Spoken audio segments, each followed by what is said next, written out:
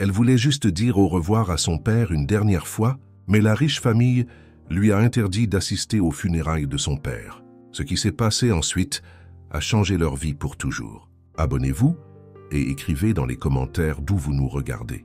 Le soleil ne s'était pas encore levé lorsque Min se tenait dans la cuisine du domaine des Carrington, nouant son tablier en silence. Le grand lustre au-dessus de sa tête scintillait faiblement dans la pénombre, projetant des reflets brisés sur les comptoirs en marbre. Elle se déplaçait avec une grâce exercée, ses mains cherchant automatiquement la cafetière à piston, la bouilloire, l'ensemble de tasses en porcelaine antique, disposées la veille. La cuisine sentait légèrement l'huile de citron et l'amidon, reste du nettoyage quotidien qu'elle effectuait bien après que tout le monde soit allé se coucher. Elle n'avait pas besoin de regarder l'horloge. Son corps avait depuis longtemps mémorisé le rythme de cet endroit, ses exigences, ses silences, ses règles. 12 ans. 12 ans. Qu'elle se levait dans l'obscurité pour préparer le petit déjeuner pour des gens qui connaissaient à peine son nom et qui ne l'utilisaient certainement jamais. Pour eux, elle était la bonne, laide, ma chère. Quand il se sentait poli, la fille, quand il ne l'était pas. Mais il n'avait autrefois imaginé qu'avec le temps, il pourrait y avoir de la chaleur, peut-être un léger hochement de tête, un merci sincère. Mais maintenant, à 40 ans, avec des articulations qui lui faisaient mal chaque fois qu'elle se penchait pour polir les sols en marbre des Carrington, elle n'attendait plus de telles choses. Elle avait appris à s'effacer, à exister sans prendre de place. Au moment où le café fut infusé et les scones réchauffés, le soleil commençait à peine à projeter une douce lueur rose à travers les hautes fenêtres. Le domaine se dressait dans sa grandeur glaciale habituelle. 3 étages de pierre et de verre importés d'Europe, si l'on en croyait les histoires des invités. Les murs étaient tapissés de peintures à l'huile d'ancêtre, au visage pâle. Les tapis étaient épais, étouffant chaque son, comme si même les pas devaient chuchoter dans cette maison.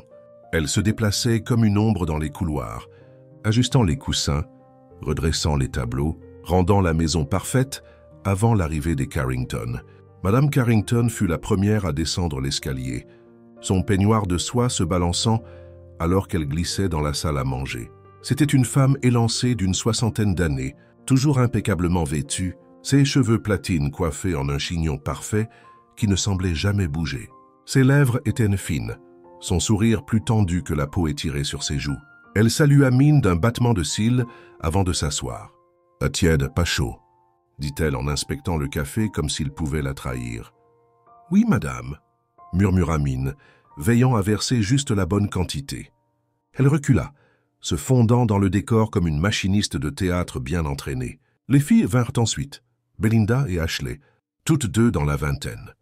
Toutes deux moulées à l'image de leur mère. Elles portaient des vêtements d'intérieur de créateurs et tenaient leur téléphone comme des sceptres. Leurs rires emplissèrent la pièce comme un parfum, excessif et entêtant. « Maman, tu as vu ce que Darla portait au club hier soir? C'était tragique, » dit Belinda en tapotant sur son téléphone. Ashley gloussa. On aurait dit quelque chose que la bonne porterait. Aucune d'elles ne leva les yeux. La blague était désinvolte, irréfléchie, jetée comme des miettes sur le sol. Maine sentit la piqûre mais ne broncha pas. Elle s'était depuis longtemps entraînée à absorber de telles insultes. Elle avait une façon de plier la douleur dans ses corvées, de la repasser avec le linge, de la balayer avec les miettes. Elle se tenait près du mur, attendant en silence que les femmes sirotent leur café et discutent de vacances et de politique. La conversation flottait au-dessus d'elle comme un parfum, frivole, inaccessible. De temps en temps, Madame Carrington levait la main, claquant des doigts sans tourner la tête. « Plus de confiture », dit-elle une fois. « Le toast est trop grillé. La nappe emplie. » Min se déplaçait rapidement à chaque fois, lissant, corrigeant, remplaçant, sans contact visuel, sans autre mot que « oui, madame ». C'était la loi tacite du domaine Carrington. Une fois le petit déjeuner débarrassé, elle emporta la vaisselle dans la cuisine où le chef n'arriverait. Pas avant 1 heure. Elle commença le processus de lavage à la main de la porcelaine fine, frottant avec une précision silencieuse ses pensées dérivant vers le jardin. Elle ne voyait jamais le ciel dont elle se souvenait à peine. Le reste de la journée se déroula à son rythme habituel. Polir l'argenterie, passer l'aspirateur sur les tapis, gonfler les oreillers en duvet dans les chambres d'amis. Il n'y avait ni pause, ni interruption. Le déjeuner devait être préparé pour les filles avant leur leçon de tennis. Le linge devait être aéré, le garde-manger inventorié, l'emploi du temps de la semaine confirmé avec le gérant de la maison. Chaque tâche était listée, chronométrée et devait être accomplie sans déviation. Le soir, ses jambes lui faisaient mal. Elle apporta un plateau de cocktail dans le salon où M. Carrington était maintenant assis, les jambes croisées, lisant la section financière du Times. C'était un homme grand aux cheveux fins et à la voix qui s'élevait, rarement au-dessus d'un murmure étudié. Il hocha la tête sans lever les yeux. « Mettez-le là, dit-il. » Maine obéit. Ses bras tremblaient légèrement sous le poids du plateau en argent, mais elle se ressaisit. Elle l'avait servi pendant plus d'une décennie, et il la regardait encore à peine. Le dîner était une affaire formelle, même sans invité. La table de la salle à manger s'étendait à travers la pièce, comme une piste de défilé, ornée de cristal et de porcelaine. Maine servait chaque plat en silence, veillant à ne pas laisser ses pas résonner, à ne pas faire remarquer sa présence. Elle se déplaçait entre les plats, récupérant les assiettes, remplissant les verres, répondant aux gestes plutôt qu'aux mots. À un moment donné, Belinda se tourna vers sa sœur et rit. « Je ne comprends pas comment quelqu'un pourrait vouloir faire ça dans la vie. Ça doit être si déprimant. » Ashley haussa les épaules. « Eh bien, les gens comme elle n'ont pas vraiment de vie, n'est-ce pas? Ils font juste partie des meubles. » Elles rirent de nouveau. Maine continua de débarrasser les assiettes. Ses mains tremblaient légèrement, mais son visage ne trahissait rien. Elle avait appris à porter l'invisibilité comme un uniforme. Si elle montrait de la douleur, il la rejetterait. Si elle montrait de la force, il la punirait. Plus tard, alors qu'elle se retirait dans sa petite chambre, dans l'aile des domestiques, un espace étroit avec un lit de camp, une table de chevet et une seule fenêtre, elle s'assit sur le bord de son lit et retira lentement ses chaussures. Ses pieds étaient enflés, son dos hurlait, mais elle ignora la douleur. Elle ouvrit le tiroir et en sortit une petite boîte en bois. À l'intérieur se trouvait une photographie, délavée et froissée sur les bords. Elle montrait un homme avec un chapeau usé, tenant une petite fille dans ses bras. Tous deux souriaient avec une joie non filtrée par les difficultés. Son père. Elle ne l'avait pas vu depuis près de 2 ans. La dernière fois qu'ils s'étaient parlé, il lui avait demandé quand elle rentrerait à la maison. Elle avait promis que ce serait bientôt. Le travail était prenant. Elle avait dit qu'elle viendrait quand les choses se calmeraient. Les choses ne se calmaient jamais. Elle s'allongea sur le lit, fixant le plafond. Le silence de la maison s'installa sur elle comme un linceul. Elle pouvait entendre le tintement des verres dans la salle à manger, les rires de gens qui ne s'étaient jamais demandé si elle était fatiguée, seule ou effrayée. Ils n'avaient pas besoin de se le demander. Pour eux, elle était une ombre, toujours présente, jamais vue. Le sommeil vint lentement. Alors qu'elle s'endormait, la voix de son père résonnait dans sa mémoire. « Tu vaux plus qu'ils ne l'admettront jamais. Ne les laisse pas te rabaisser. » Elle l'avait cru autrefois. Le lendemain matin commença exactement comme le précédent, avant l'aube. Silence, café, nappe repassée, un sourire qu'elle ne ressentait pas. Mais tout allait bientôt changer, tout. Et les Carrington allaient enfin apprendre que les ombres ont une voix. La matinée commença comme n'importe quelle autre. Maine se tenait dans l'espace étroit de sa chambre, ajustant l'amidon de son col, ses mains stables, malgré l'épuisement qui s'accrochait à ses os. La lumière qui filtrait par la petite fenêtre était pâle, incertaine. Elle pouvait entendre le bourdonnement familier du domaine qui se réveillait, le jardinier se déplaçant à l'extérieur, le grondement lointain du chef arrivant par l'entrée de service, le craquement occasionnel de pas à l'étage. Ces journées étaient si mécaniques, maintenant que le temps lui-même semblait s'étirer et se plier, indistinct et répétitif. Il n'y avait pas de surprise dans la maison Carrington, seulement des attentes, seulement le devoir. Elle venait de finir de préparer la salle à manger, disposant l'argenterie fine et pliant les serviettes monogrammées en signes parfaits, lorsqu'elle entendit la douce vibration de son téléphone. Il était niché au fond de la poche de son tablier en mode silencieux. Elle recevait rarement des messages. Elle n'était pas quelqu'un dont le téléphone bourdonnait de vie. Mais quelque chose dans le ton de cette vibration, un rythme plus urgent, moins familier, la fit arrêter ce qu'elle faisait. Elle sortit le téléphone d'une main et se dirigea rapidement vers l'office, où personne ne pouvait la voir. Le message venait de sa sœur Lorna, le premier depuis des semaines.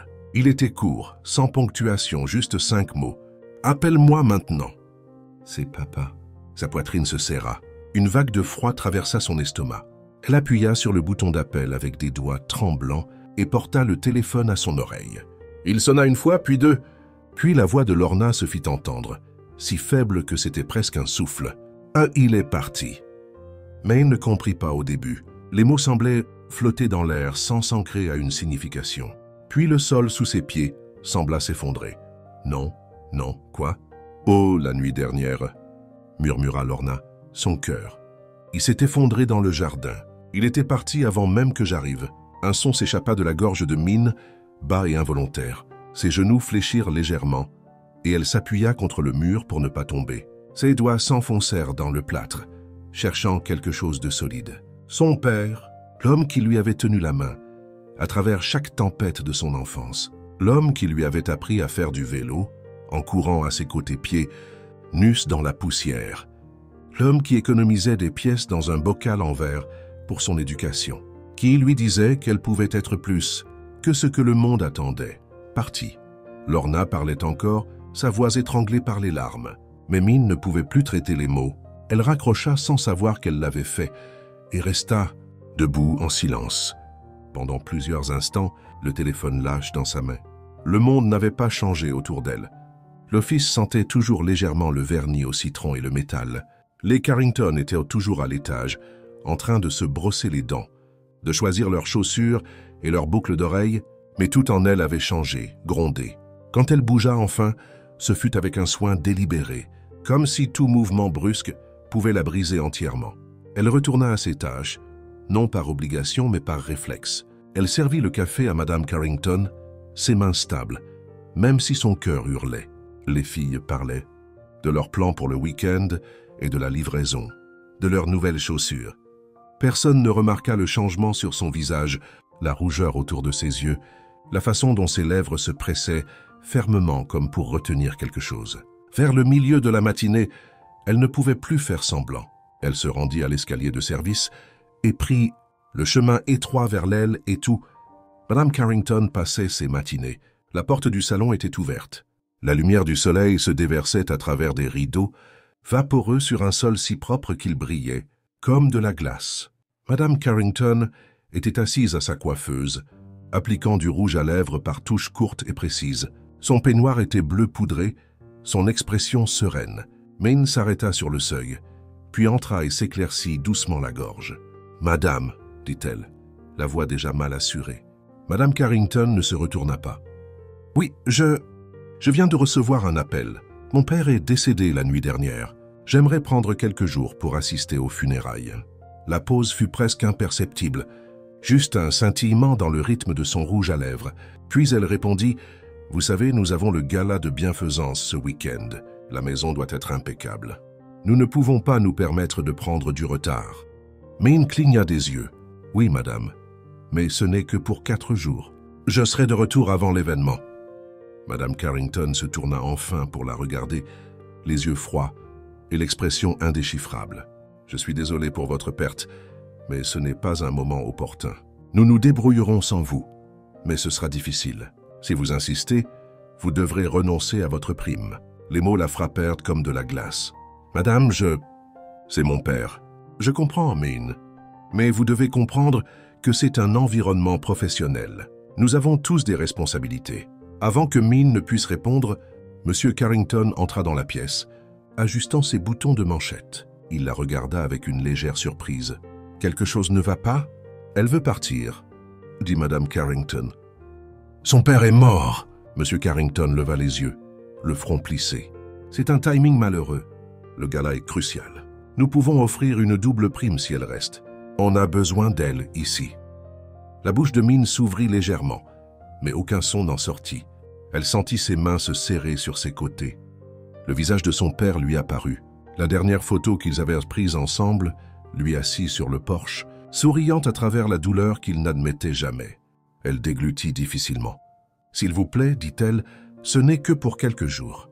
Vous savez à quel point ce week-end est important. » « Min, dit M. Carrington, votre famille comprendra sûrement. » Elle resta là, engourdie, ne sachant pas si elle était plus choquée par leur refus ou par son manque de surprise. Ils n'étaient pas en colère, ils n'étaient pas cruels, ils étaient indifférents. C'était encore pire.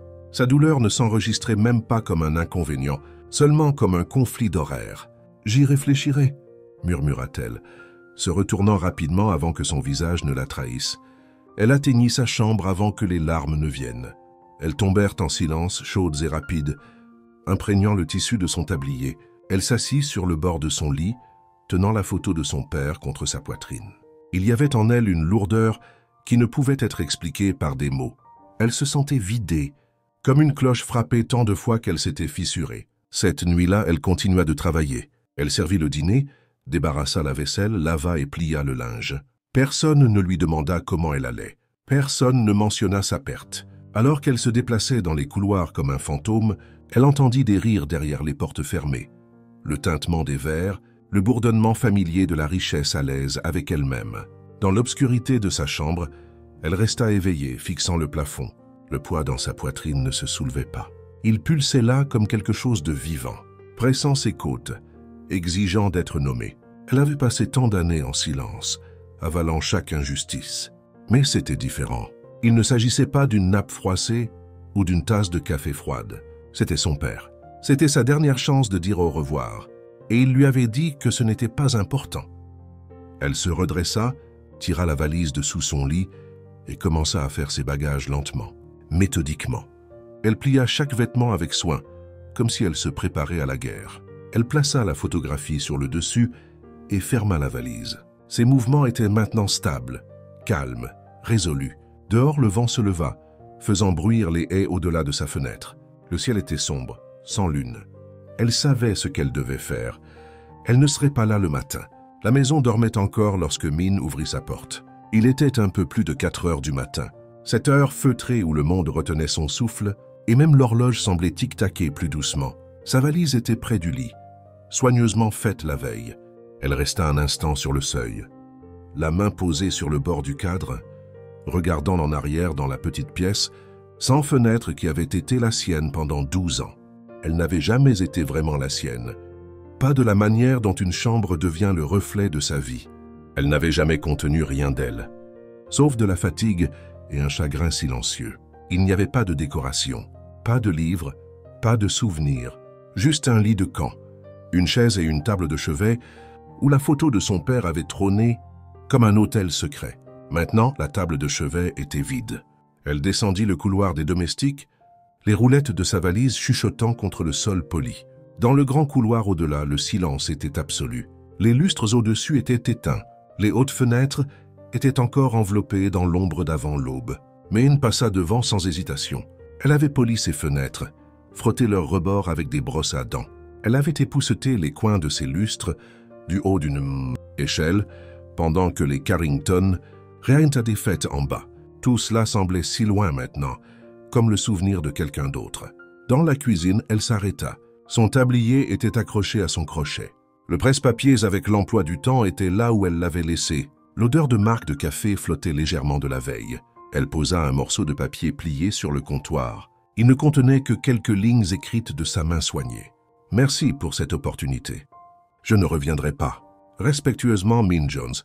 Elle resta là une seconde de plus, puis se tourna et se dirigea vers la porte arrière. Ses doigts venaient de se refermer sur la poignée quand une voix l'arrêta. « Vous partez sans dire au revoir. » Monsieur Carrington se tenait dans l'embrasure de la porte derrière elle, ajustant les poignets de sa chemise.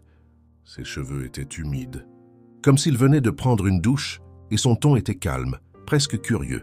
Min redressa les épaules, mais ne se retourna pas. « Oui, c'est dommage. Je pensais que nous avions un arrangement. » Elle se tourna alors. Sa voix était basse, mais ferme. « Vous avez clairement montré hier que ce n'est pas le cas. » Il soupira, s'avançant davantage dans la cuisine. « Vous réagissez de manière excessive. Je sais que vous êtes bouleversé et je suis désolé pour votre perte. Mais nous avions un accord. Vous travaillez. Nous vous payons bien. » Ce gars-là était important. Elle le regarda droit dans les yeux.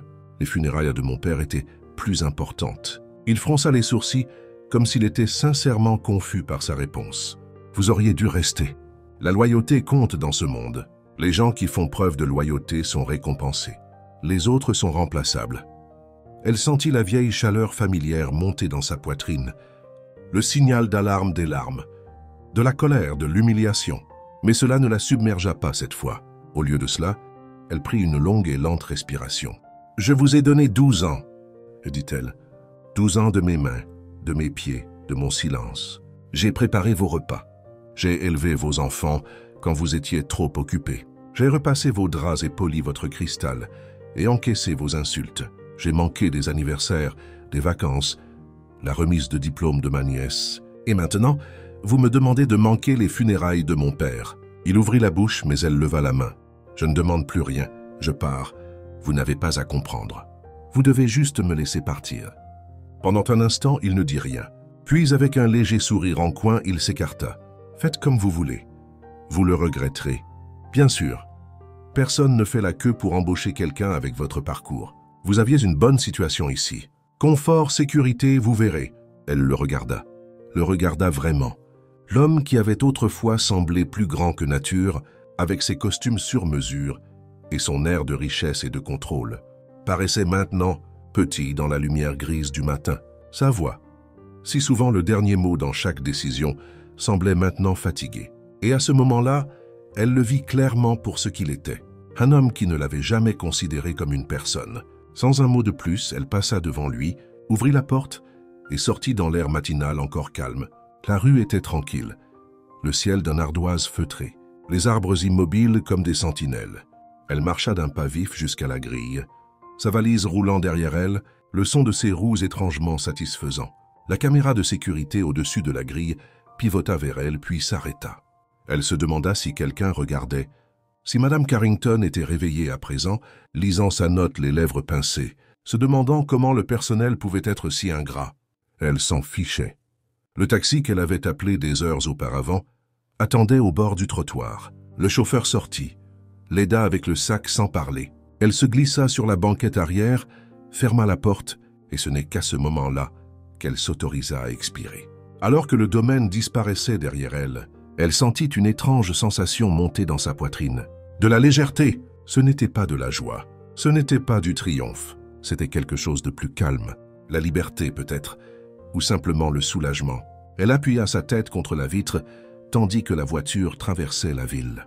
Les rues s'éveillaient à peine. Les boulangeries ouvraient leurs volets.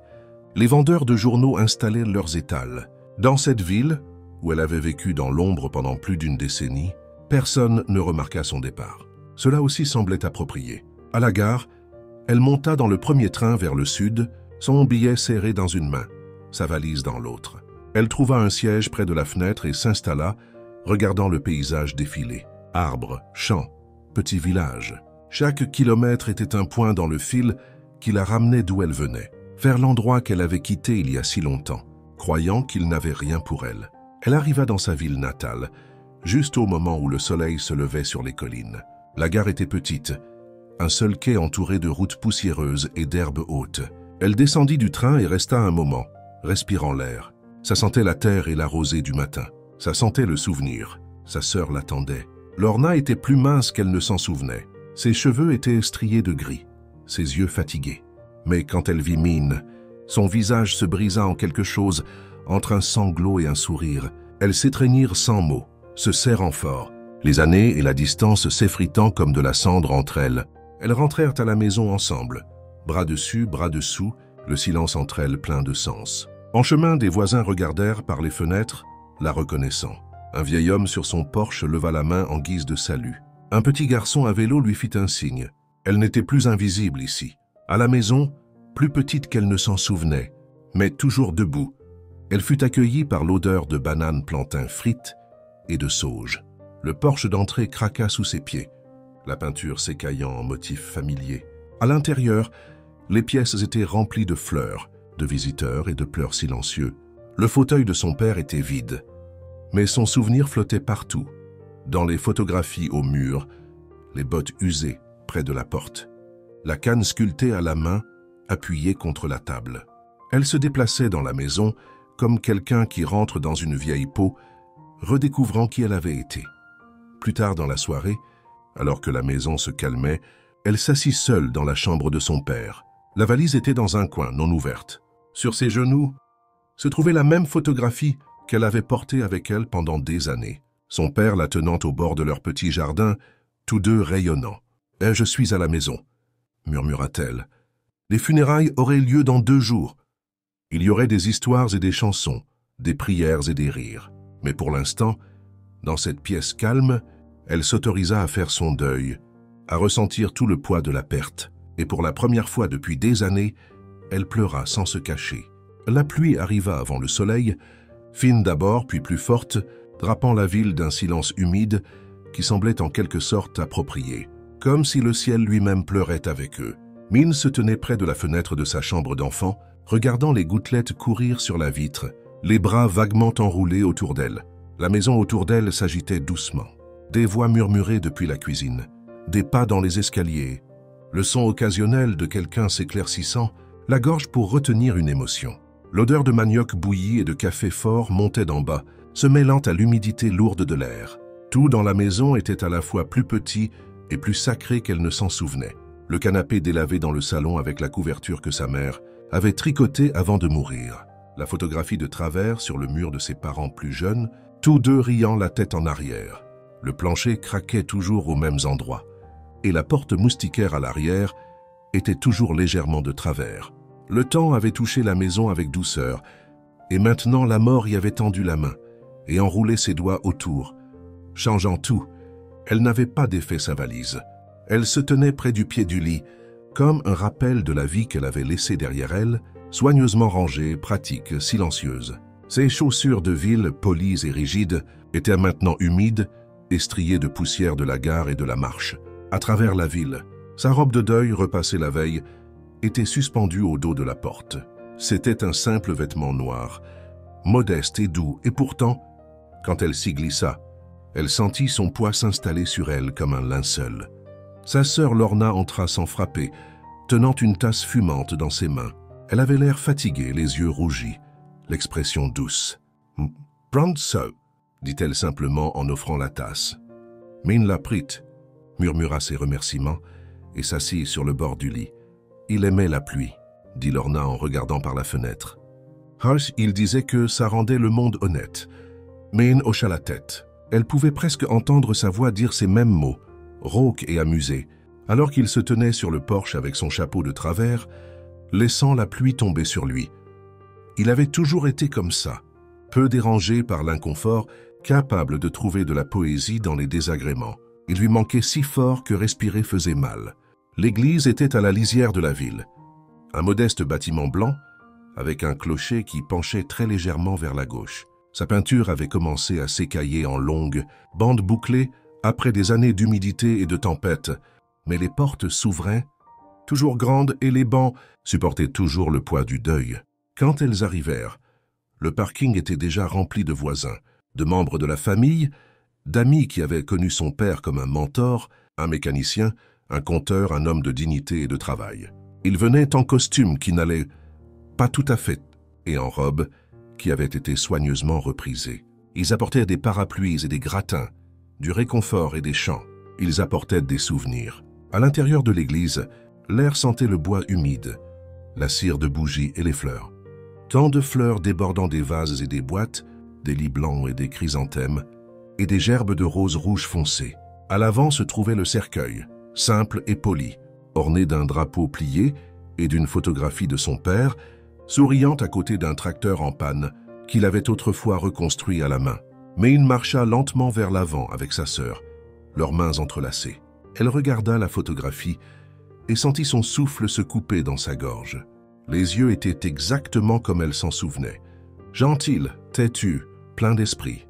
Elle pouvait presque l'imaginer là, à ses côtés, lui chuchotant une de ses remarques sèches, lui donnant un coup de coude pour l'empêcher de pleurer. Mais il était parti. Le service commença par un vieil hymne chanté, en harmonie qui tremblait et s'élevait comme de la fumée. Le pasteur, un homme grand à la voix douce, parla de la vie de son père, de son dévouement à ses filles, de sa croyance que le travail acharné était sacré et que la gentillesse était une sorte de richesse en soi. Lorna lut un poème. Un vieux voisin racontait une histoire sur la fois où son père avait réparé la ligne électrique de toute une communauté, avec rien d'autre qu'une échelle, un marteau et la foi. La congrégation rit à travers ses larmes. Quand ce fut au tour de Min de parler, Elle sentit ses jambes trembler sous elle. Elle se leva lentement et se dirigea vers la chaire, serrant un morceau de papier plié dans ses mains, bien qu'elle connaisse déjà les mots par cœur. Elle regarda les visages, burinés, patients, ouverts. C'étaient des gens qui se souvenaient d'elle enfant, qui l'avaient vue partir pour la ville à la recherche d'une vie meilleure. Maintenant, ils la voyaient revenir. Son chagrin palpable, son histoire largement inconnue. « Mon père n'était pas un homme riche », commença-t-elle, la voix douce mais assurée. « Il n'a jamais voyagé loin, n'a jamais cherché le statut ou la gloire, mais il avait une sorte de richesse que la plupart des gens n'atteignent jamais. Il donnait avec ses mains, il donnait de son temps. Il croyait qu'il fallait être présent, même quand c'était difficile. Surtout à ce moment-là. » Elle s'arrêta, respirant profondément. « Je n'ai pas pu dire au revoir. J'étais trop loin, prise dans une vie qui récompensait le silence et l'obéissance. Une vie où je suis devenue petite pour que d'autres puissent se sentir grands. Et j'ai laissé faire pendant trop longtemps. J'ai laissé faire jusqu'à ce que j'oublie ce que mon père m'avait appris. Que ma valeur ne se mesure pas à la façon dont je sers le confort des autres, mais à la façon dont j'honore ma propre vérité. » Elle baissa les yeux vers le cercueil, sa vision se brouillant. « Je suis désolé. Papa, je suis désolé de ne pas avoir été là quand tu avais besoin de moi, mais je suis là maintenant, et je promets que je ne laisserai pas ta voix disparaître. » Le silence qui suivit ces mots fut lourd et révérencieux. Elle descendit et retourna à sa place, le cœur battant. Sa sœur se pencha et lui prit de nouveau la main, la serrant une fois fort. Le service se poursuivit avec d'autres chants, une prière finale, et la lente et solennelle procession jusqu'au cimetière derrière l'église. La pluie était devenue une averse continue, trempant l'herbe, transformant le sol en une boue sombre et riche. Les parapluies s'épanouirent comme des fleurs. Dans la foule, alors qu'ils se rassemblaient, autour de la tombe ouverte, Min se tenait à côté de sa sœur, la photographie de son père serrée contre sa poitrine. Elle l'avait prise dans sa chambre ce matin-là, incapable de s'en séparer. Sur la photo, il se tenait droit dans le jardin, les mains sur les hanches, un chapeau de soleil repoussé sur la tête, son sourire large et indifférent à la chaleur ou aux mouches. Elle avait été prise lors de sa dernière visite à la maison avant que les années ne l'éloignent davantage. Alors que le cercueil était descendu dans la terre, le son des cordes et des poulies à peine audibles par-dessus la pluie, elle sentit ses genoux faiblir. Un sanglot s'échappa de ses lèvres, brute et sans défense. Elle n'essaya pas de l'arrêter. Son chagrin avait sa place ici, parmi les gens qui l'aimaient. « Je suis désolée », murmura-t-elle en pressant le cadre contre sa poitrine. « J'aurais dû être là. J'aurais dû te tenir la main. » Des bras l'entourèrent alors, ceux de Lorna, d'une cousine et de tante. Ils l'entourèrent en silence, leur chaleur stable, leur présence une encre. Cela n'effaça pas la culpabilité, mais en émoussa les bords. « Il savait », murmura Lorna dans ses cheveux. « Il a toujours su que tu l'aimais. » La pluie ne cessa pas. Elle trempa les vêtements, colla les cheveux au visage, s'infiltra dans les chaussures. Personne ne bougea. Quand la dernière motte de terre frappa le cercueil avec un bruit sourd, Min ferma les yeux. Le son était à la fois une fin et un commencement. Plus tard, après le service, la maison se remplit de nouveau de gens. Ils apportèrent de la nourriture et des histoires, des câlins et des rires, essayant de créer de la lumière là où il y avait eu des ténèbres. Le salon bourdonnait de conversations. Des enfants se faufilaient entre les jambes, et de vieux amis trinquaient en souvenirs. C'était le genre de rassemblement que son père aurait adoré, simple, chaleureux, honnête. Min était assise sur le porche, les jambes repliées sous elle, regardant la pluie continuer de tomber au-delà de l'auvent. Sa robe était humide, ses pieds boueux, mais pour la première fois depuis des années, elle se sentait ancrée, présente.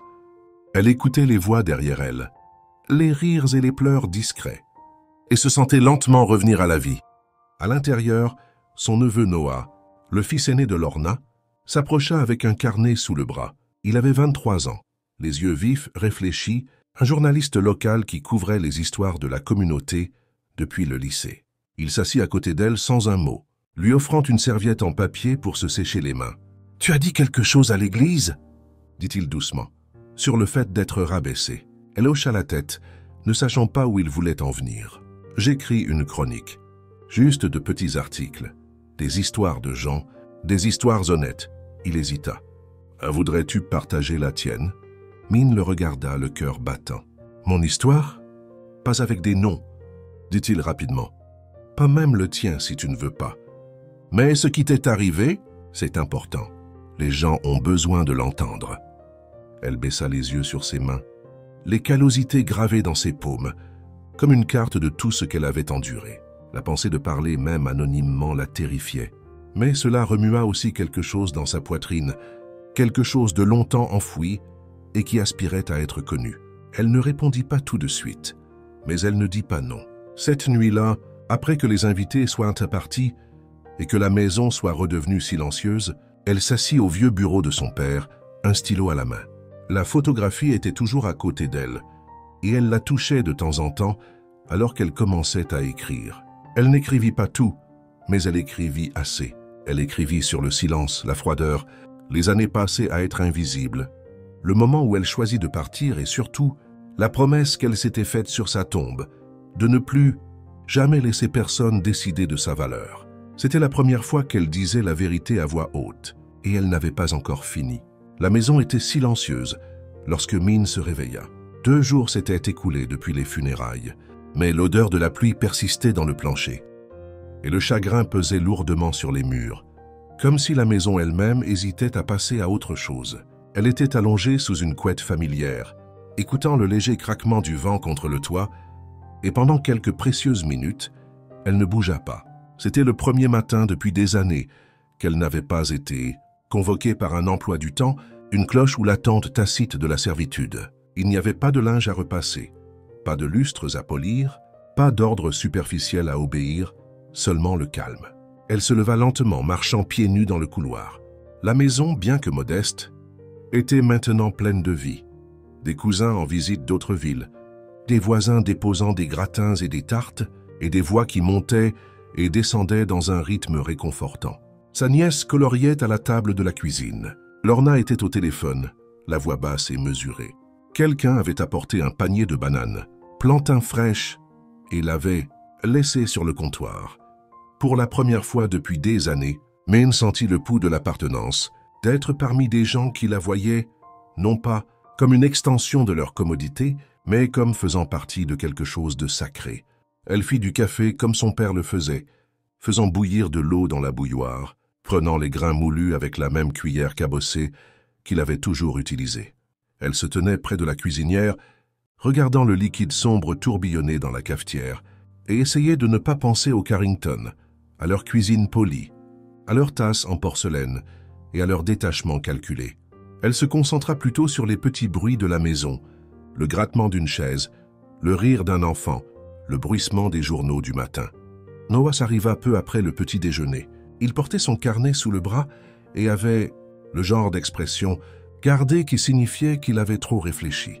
Il la salua d'une étreinte silencieuse, puis désigna le porche. « On marche ?» demanda-t-il. Elle hocha la tête et ils sortirent sous le doux soleil du matin. La pluie était passée, laissant derrière elle un monde qui scintillait de nouveautés. Des flaques d'eau scintillant sur la route, des feuilles battant d'humidité, l'air épais de l'odeur de la terre mouillée et des agrumes. Ils marchèrent d'abord en silence, suivant le chemin sinueux qui menait à la lisière de la ville, où les champs commençaient et où le ciel s'ouvrait grand. Finalement, Noah s'arrêta près d'un vieux banc en bois sous un manguier tentaculaire et s'assit. Il ouvrit son carnet et commença à en feuilleter les pages, chacune remplie d'une écriture soignée et de citations soulignées. Puis il leva les yeux vers elle. « J'ai travaillé sur ton histoire, » dit-il. « Je l'ai un peu nettoyée, juste la grammaire, un peu de structure. Mais je n'ai pas changé ta voix. »« Je ne ferai pas ça !» Elle s'assit à côté de lui, le cœur battant. « Et je l'ai soumise hier soir. » Elle se tourna brusquement vers lui. « Pas avec des noms, » l'assura-t-il. C'est intitulé « La lettre de la domestique ». Pas de date, pas de ville, juste l'histoire. Honnête comme tu l'as demandé. Elle le regarda stupéfaite. 100 émotions montèrent en même temps. Peur, fierté, incertitude, espoir. « Pourquoi n'as-tu pas attendu ?» demanda-t-elle doucement. « Parce qu'il fallait qu'elle soit racontée, » dit-il. « Et je pense que le monde avait besoin de l'entendre. » Madieu, ils ne dirent rien de plus. Le vent soufflait dans les branches au-dessus d'eux, envoyant une douce pluie de pétales et de poussière sur le sol. Mian ferma les yeux et écouta le bruissement, le bourdonnement des insectes, l'appel lointain des oiseaux. Son cœur tremblait. Ils rentrèrent à la maison en silence, mais le silence était différent maintenant. Pas une absence, mais une attente. Cette nuit-là, les appels commencèrent. Le premier venait d'un rédacteur en chef local qui avait repris l'article de Noah. Puis vint une demande d'une émission de radio régionale pour une lecture anonyme. L'article s'était propagé plus vite qu'il ne l'avait prévu, circulant sur les réseaux sociaux, trouvant son chemin dans les boîtes de réception, les forums de discussion et les groupes de discussion privés. Certains lecteurs réagirent avec des larmes, d'autres avec fureur, beaucoup avec reconnaissance. Maine resta debout tard à lire les messages que Noah lui transmettait. Il y en eut des dizaines, puis des centaines. Des femmes qui avaient travaillé dans des foyers comme le sien, qui avaient élevé des enfants qui n'étaient pas les leurs, qui avaient plié des serviettes avec des mains tremblantes, en se mordant la langue face à l'humiliation. Je pensais que c'était juste moi. Il disait un message. « Je n'ai jamais dit à personne ce qu'ils m'ont fait », disait un autre. Et puis, « Merci de nous donner une voix ». Elle pleura cette nuit-là, recroquevillée sur son lit d'enfant, la vieille photo de son père à la main. Ses larmes n'étaient pas seulement pour lui, mais pour elle-même, pour la fille qu'elle avait été, pour les années qu'elle avait passées à s'effacer pour rendre les autres plus à l'aise, pour la femme qui avait finalement dit non.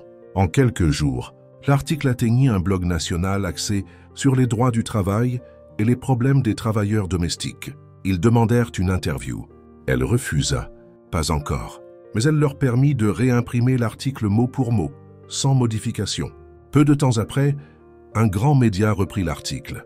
Puis une célébrité avec des millions d'abonnés le partagea avec une légende qui disait « Voilà à quoi ressemble le silence systémique ». De là, il se propagea comme une traînée de poudre. Mais il ne quitta pas la maison pendant 3 jours. Elle resta principalement dans la pièce du fond, lisant les emails que Noah lui imprimait, écoutant sa sœur répondre aux appels et expliquer que Min n'acceptait pas d'interview, pas encore, qu'elle avait besoin d'espace, qu'elle était toujours en deuil.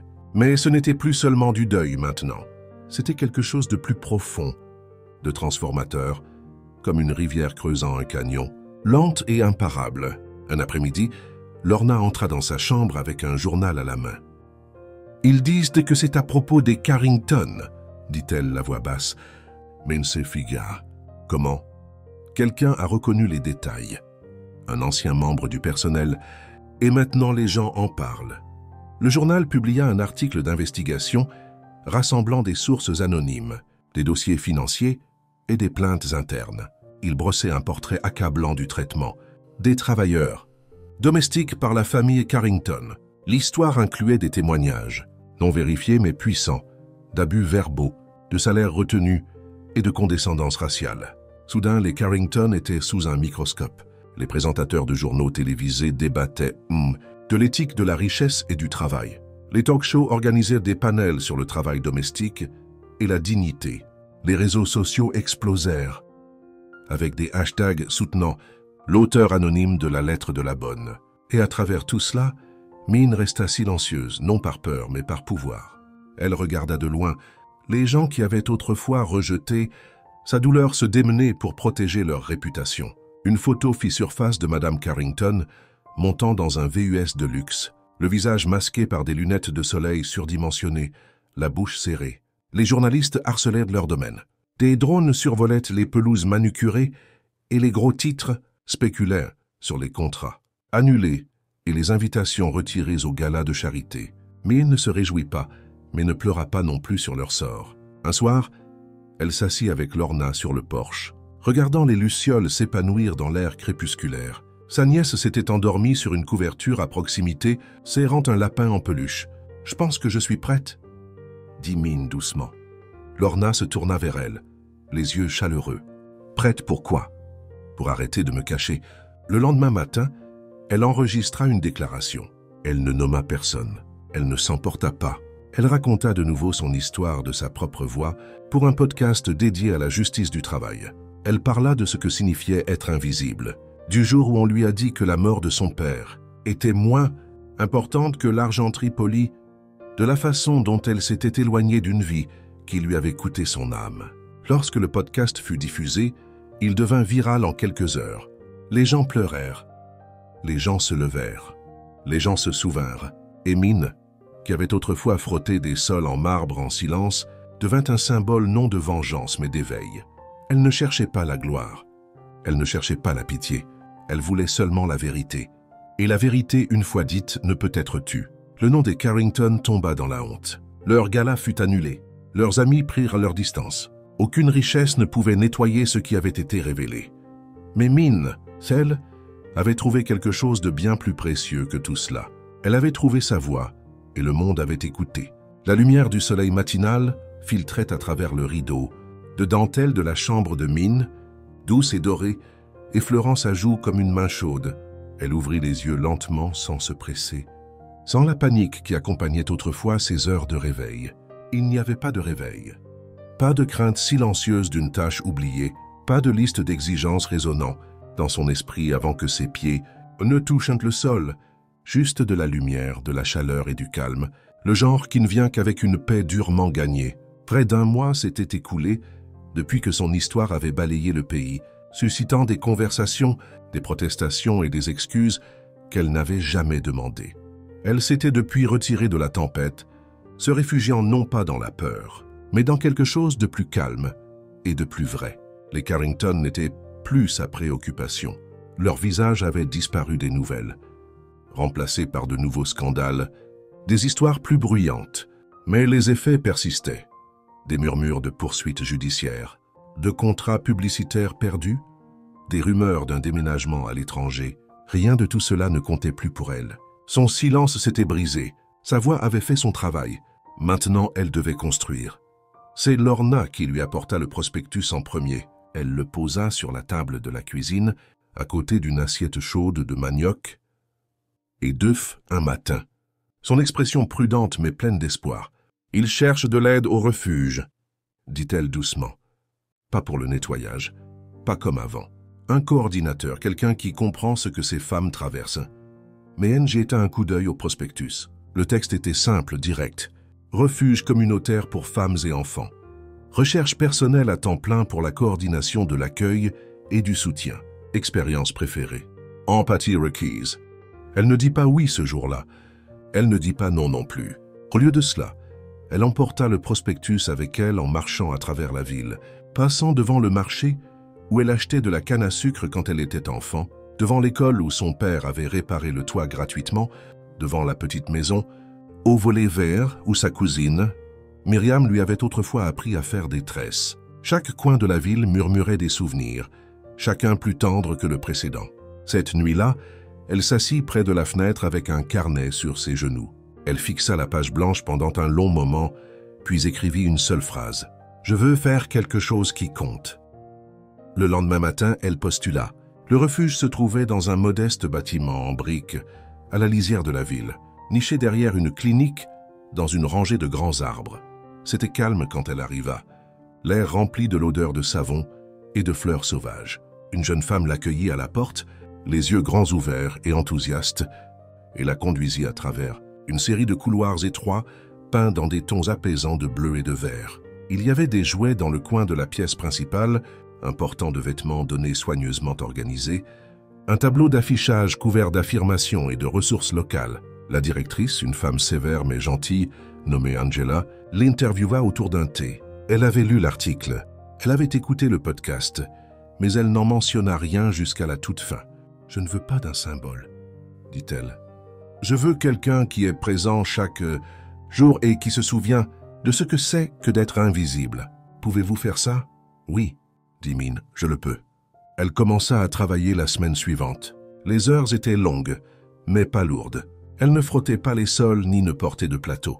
Elle rencontrait des femmes, certaines avec des bleus cachés sous des foulards, d'autres avec des enfants s'accrochant à leurs jambes, certaines trop fatiguées pour parler du tout. Son travail consistait à écouter, à enregistrer leurs histoires, à les mettre en relation avec des ressources, à les aider à croire qu'une vie différente était possible. Au début, elle s'asseyait principalement avec elles en silence, offrant ce qu'elle pouvait. Une tasse de thé, un hochement de tête, une main à tenir. Au début, les femmes ne lui faisaient pas confiance.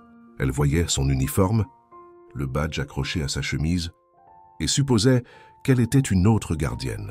Mais progressivement, En observant sa façon de bouger, sa façon de plier les vêtements sans se plaindre, sa façon de se pencher quand elle parlait, elles commencèrent à s'adoucir. Une femme, Clara, était arrivée avec 2 fils et rien d'autre. Son mari l'avait mise à la porte une nuit sans chaussures et avec une joue enflée. Elle ne parla pas pendant 3 jours. Maine lui apporta des serviettes chaudes et laissa de la nourriture à sa porte sans un mot. Le 4e jour, Clara dit « Merci ». Le 5e, elle demanda à Mine de s'asseoir avec elle pendant qu'elle remplissait ses formulaires de logement. Une autre femme, jeune et aux yeux grands ouverts, me demanda comment elle restait calme. « On dirait que vous avez vu pire », dit-elle. « C'est le cas », répondit Mine, la voix douce. « Mais je sais aussi que ça s'améliore. » Chaque jour au refuge devint un point dans une nouvelle vie, un morceau dans une courte pointe qu'elle apprenait lentement à fabriquer pour elle-même. Elle ne mesurait plus sa valeur à la blancheur d'une nappe ou à la brillance d'un sol. Sa valeur résidait dans la façon dont les gens détendaient leurs épaules quand ils la voyaient, la façon dont les enfants lui tendèrent la main, la façon dont les larmes cessaient de couler quand elle s'asseyait simplement près d'eux. Le week-end, elle faisait de longues promenades seule. Elle écrivait dans son journal. Elle visitait la tombe de son père et lui racontait des histoires sur les femmes avec qui elle travaillait, sur les enfants qui jouaient à chat dans les couloirs du refuge, sur tout ce qu'elle apprenait, même maintenant, même après tout. Elle plantait des herbes dans le jardin et cuisinait. Pour la famille de sa sœur le dimanche, la vie, dans sa forme la plus simple, était revenue. Un après-midi, une femme d'une université locale la contacta. Elle organisait un panel sur les droits du travail et la résilience. Elle avait lu l'histoire de Maine et voulait qu'elle prenne la parole. Maine hésita. Elle n'était pas sûre de vouloir retourner sous les feux des projecteurs. Mais Angela l'encouragea. « Ah, ta voix a aidé à démarrer quelque chose, » dit-elle. « Ça, mais les voix résonnent. Tu n'as pas besoin de crier pour être entendu. » Alors Mine accepta. Elle se tint sur une petite scène devant un public modeste, principalement des étudiants, des militants et des leaders communautaires. Elle ne prépara pas de discours. Elle parla de mémoire, d'expérience, de la partie d'elle qui avait été brisée et reconstruite.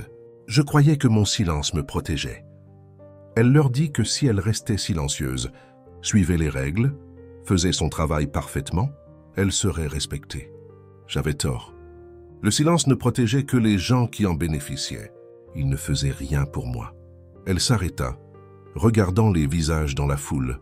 J'ai quitté une vie qui me rabaissait et maintenant j'aide les autres à faire de même.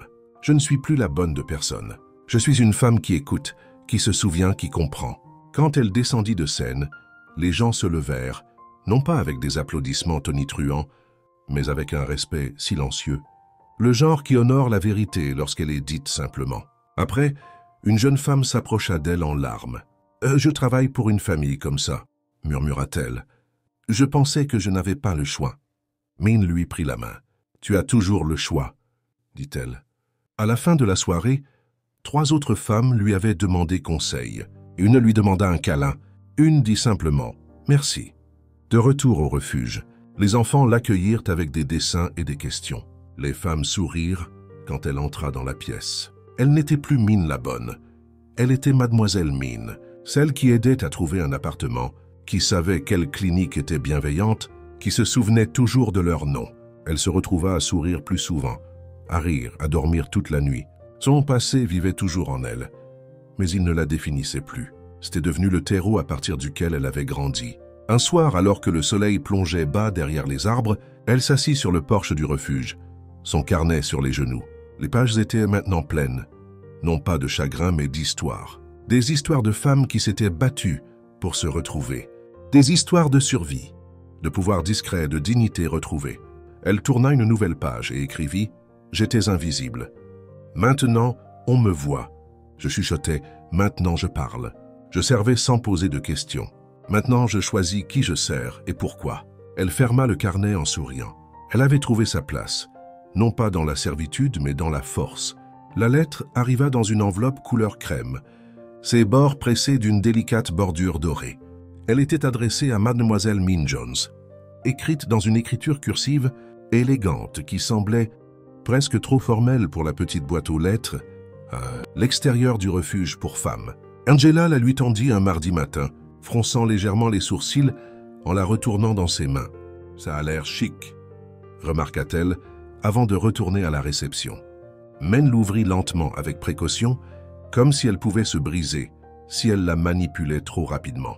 À l'intérieur se trouvait une invitation, une carte en relief portant le sceau de l'Alliance nationale des travailleurs domestiques. Elle l'invitait à prendre la parole lors de leur conférence annuelle dans la capitale où des militants, des décideurs politiques et des femmes de tout le pays se rassembleraient. Il voulait qu'elle partage son histoire, sa véritable histoire en entier, sous son propre nom. Elle fixa les mots pendant un long moment. Au cours des mois qui avaient suivi son entrée en fonction au refuge, sa vie avait pris un rythme calme, doux et plein. Elle avait recommencé à faire confiance à son propre reflet, à entendre ses propres pensées, sans broncher. Mais l'idée de revenir sous les feux de la rampe, non pas comme une ombre ou un symbole, mais comme une femme qui avait traversé le feu et en était sortie, l'excitait et la terrifiait à la fois.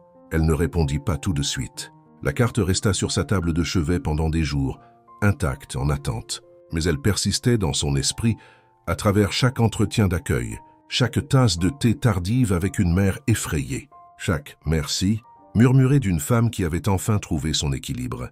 Finalement, elle sut. Son silence s'était brisé une fois, et il avait eu des répercussions plus lointaines qu'elle n'aurait pu l'imaginer. Cette fois, elle choisirait de le briser à nouveau selon ses propres termes. Elle renvoya son acceptation avec une note manuscrite et retourna son travail sans en parler à personne au début. Il y avait une quiétude dans sa confiance maintenant, enracinée dans quelque chose de plus profond qu'auparavant. Elle ne remettait plus en question la valeur de ses mots. Le jour venu, elle voyagea seule. Elle monta dans le premier train, valise à la main, vêtue d'une robe gris doux que sa sœur avait repassée pour elle la veille. Le quai était calme, le soleil à peine levé, l'air épais de l'odeur de la terre imbibée de pluie. Alors que le train grondait en avant, elle regarda les champs céder la place aux villes, les petites villes se fondre dans de larges autoroutes, le familier s'estompant derrière elle comme les dernières pages d'un chapitre. La capitale était bruyante, bondée, pleine de bâtiments en verre et de gens qui marchaient avec détermination. Elle s'y déplaça avec une sorte de révérence calme, absorbant le bruit sans être engloutie par lui. Elle n'était pas ici en tant qu'employée de quelqu'un, en tant que bonne de quelqu'un. Elle était là parce qu'on le lui avait demandé, parce qu'elle avait quelque chose qui valait la peine d'être entendue. Le centre de conférence se dressait devant, grand et étincelant, des bannières flottant à ses balcons, chacune portant un mot en lettres blanches grasses, dignité, voix, justice. À l'intérieur, l'air bourdonnait de conversation et de pas, le genre d'énergie qui vibrait de mouvement, d'action. Elle fut escortée en coulisses par une jeune assistante aux yeux nerveux et un presse-papier. « Nous sommes si honorés de vous avoir », dit la femme, la voix tremblant légèrement. Maine sourit. « Merci », dit-elle. « Je suis honorée d'être ici. » Elle attendit derrière le rideau, écoutant la voix de l'orateur qui la précédait.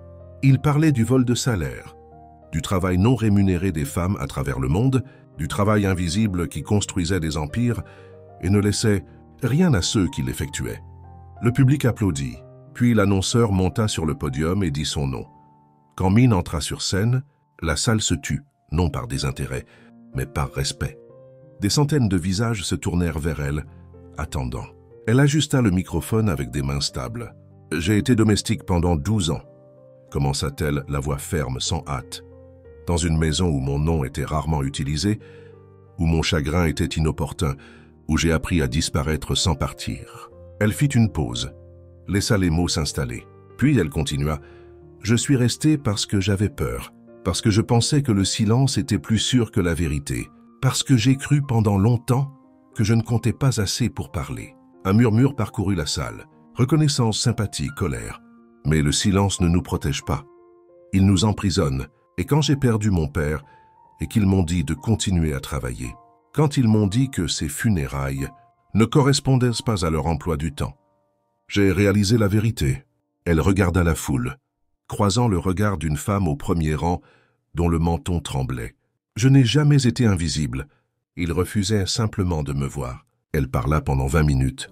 Elle leur raconta les longues nuits, les humiliations, la façon dont son esprit s'était flétri sous l'argenterie, poli et les sols en marbre. Elle leur raconta son départ, les funérailles sous la pluie, la lettre que son neveu l'avait aidé à écrire, la tempête qui avait suivi, Le refuge, les femmes, les enfants, les rires, la guérison. Quand elle eut terminé, la salle se leva en silence. Il n'y eut pas d'applaudissements immédiats, juste le son des gens se levant, émus par quelque chose de plus profond que la rhétorique. Puis vinrent les applaudissements, forts, soutenus, une marée montante d'appréciation et d'admiration. Après la session, les gens firent la queue pour la remercier. Certains l'étreignirent les larmes aux yeux. Certains lui touchèrent simplement le bras et murmurèrent « Moi aussi ». Elle rentra chez elle tranquillement, sans fanfare. Le trajet en train du retour fut paisible. Le soleil couchant entraînait doré à travers les vitres. Lorna l'accueillit à la gare avec un sourire et un thermos de thé au gingembre chaud. Aucun mot n'était nécessaire. Ses yeux disaient tout. De retour au refuge, les choses reprirent comme avant. Elle classait des papiers, elle faisait du thé, elle tenait des mains et distribuait des brochures. Mais quelque chose avait changé. Les femmes la regardèrent différemment maintenant. Non pas avec admiration, mais avec reconnaissance. Elle n'était plus seulement une coordinatrice. Elle était la preuve qu'il était possible de survivre, de partir, de parler. Des semaines plus tard, elle retourna au cimetière à la lisière de la ville. L'herbe avait poussé haut, et le chemin était parsemé de lumière du soleil, filtrant à travers les arbres. Elle se tint devant la tombe de son père, le vent taquinant sa jupe, et s'agenouilla pour balayer les feuilles mortes. « Je l'ai fait, papa », dit-elle. « J'ai tenu ma promesse. » Elle s'assit à côté de la pierre tombale pendant un moment, laissant la brise porter sa voix alors qu'elle parlait doucement, racontant tout ce qui s'était passé depuis sa dernière visite. La lettre, le discours, l'ondulation silencieuse du changement. Elle lui parla des femmes qui venaient, encore au refuge en tremblant, et en repartèrent la tête haute. Elle lui parla des enfants qui couraient dans les couloirs, avec le rire aux poumons. Elle lui parla de sa voix, comment elle avait été un murmure, et maintenant portait plus loin qu'elle n'avait jamais rêvé. Alors que le soleil plongeait plus bas, elle se leva et pousseta sa jupe et sourit. Elle ne vivait plus en silence. Et le silence, autrefois si vaste et lourd, ne régnait plus. Il attendait, et quand elle parlerait à nouveau, il écouterait. Si cette histoire vous a ému, n'oubliez pas de vous abonner pour en voir d'autres.